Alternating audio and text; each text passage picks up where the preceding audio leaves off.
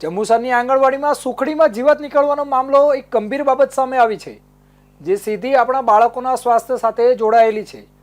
ભરૂચ જિલ્લાના જંબુસર તાલુકાના દહેગામ ગામે આવેલી 3 નંબરની આંગણવાડીમાં બાળકોને આપવામાં આવતા પૌષ્ટિક નાસ્તા સુખડીમાં ધનેરા અને મકોડા જેવી જીવજંતુઓ નીકળતા હોવાનું સામે આવ્યું છે।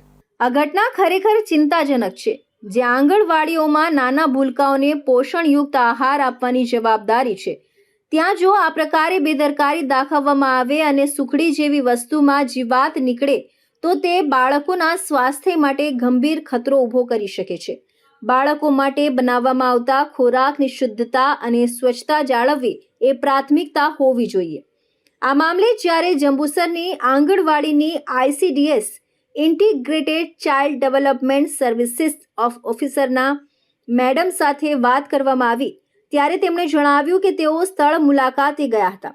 તેમણે આજુબાજુના ઘરોમાં પૂછતાછ કરી હતી કે આંગણવાડીના મેડમ કેવું ભોજન બનાવે છે, અને આશ્ચર્યજનક રીતે તેમને આજુબાજુના લોકોનો અભિપ્રાય સારો મળ્યો હતો। અહીં સવાલ એ થાય છે કે જો લોકોનો અભિપ્રાય સારો મળ્યો હોય તો પછી સુખડીમાં જીવાત નીકળવાની ઘટના કેવી રીતે બની? શું આ એક છૂટી છવાઈ ઘટના છે કે પછી ભોજન બનાવવાની પ્રક્રિયામાં ક્યાંક ખામી રહી ગઈ છે? શું ICDS અધિકારીઓની તપાસ પૂરતી હતી?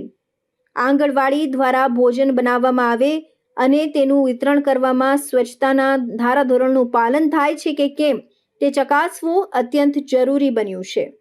30/6/2025 ના રોજ જે વિડીયો વાયરલ થયો એ બાબતે અમે તારીખ 1/7/2025 ના રોજ આંગણવાડી કેન્દ્ર દહેગામ 3ની સ્થળ મુલાકાત લીધી।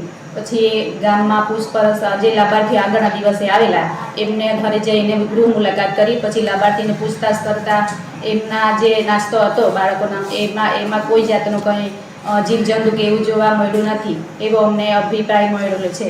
આ ઘટના અંગે વધુ તપાસ થવી જોઈએ। બાળકોના સ્વાસ્થ્ય સાથે કોઈ સમાધાન ન થઈ શકે।